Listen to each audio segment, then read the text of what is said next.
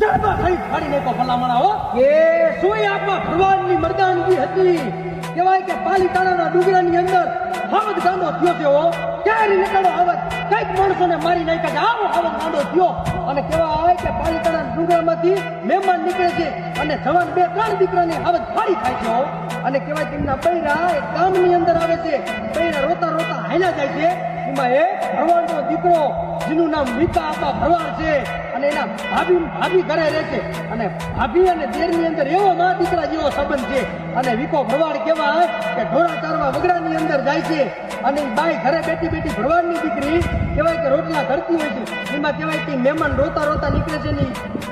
બાઈ એટલું કહે છે કે હે બેનો તમે કેમ રડો છો તેથી બેનું એટલી કહે છે કે બાઈ કે આ જંગલમાંથી એ પાલીતાણાના ડુંગરામાંથી હાવદ આવી અને અમારા જવાન દીકરાને મારી નાખ્યા છે અને જ્યાં આટલો હાથ જ્યાં કાને પડીને ભલા મને કહેવાય કે બાઈની રાડ ફાટી ગઈ હાય હાય તારો ગજબ થઈ ગયો અને કહેવાય કે વિકા આપા ઢોરા ચાડે છે અને ઘરે આવે છે અને ભૂખ્યા થયા છે ને એટલું કહે છે ભાભી માં મને ભૂખ લાગી છે મને ખાવા આપો મને હજ ખાવા આપો મને ભૂખ લાગી છે તેથી એના ભાભી માં એટલું કહે છે કે ઓહો મારો વિકો હાવ જ મારી નાયો લાગે છે બહુ ભૂકો થયો અને ત્યારે વિકા આપા એટલું બોલે છે કે ભાભી માં મને આવું કેમ બોલો છો જે હોય તે લાવો ભાભી માં મને ખાવા દો ઘી વાળો રોટલો કરીને દે છે ને ત્યાં વિકા આપા ખાવા જાય છે ત્યાં પાછા બોલે છે કે ઓહો મારો વિકો બહુ ભૂકો થયો લાગે છે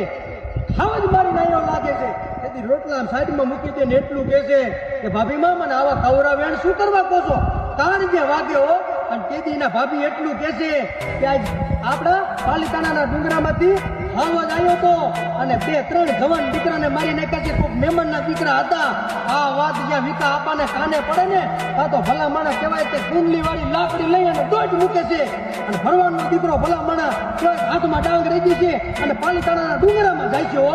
અને હાવદને કહેવાય હાવદને ભારી જાય છે હાથમાં પાણોને છૂટો મારે છે ભલા માણસ બંદૂકમાંથી ગોળી છૂટી હોય ને એવો ઘા હાવદના પૈડા માગે છે વાહ તો ઉકેરી નાખે અને કહેવાય કે હાવદ ઉભો થઈ અને વિકા ભરવાડ સામું દરક મારે છે કહેવાય કુંડલી વાળી લાકડી ફેરવીને ખોપરામાં મારે હાવદ તો ગલુડિયું ખવડાવી દેવો અને કહેવાય કે એ પણ ગાંડો હાવદ કહેવાય ઉભો થઈ અને જ્યાં વિકા આપા બીજો ઘા કરવા જાય ઝાડવામાં હલવી જાય અને કહેવાય કે એક હાવદનો પંજો એ વિકા આપાની છાતીએ રહી ગયો છે અને બીજો થાપો માર્યો ને વિકા આપાના આંતરડા કાઢી નાખ્યા અને કહેવાય કે વિકા આપાના 2 હાથથી જડબું હાવદનું ગાયલું અને દ્વારકાવાળાને એટલું કીધું કે હે કાળિયા ઠાકર મરી જવું કુરબાન છે પણ જો હાવદને જીવતો જવા દઉં ને તો આપા ભરવાનું માનું ધાવણ લાગ્યો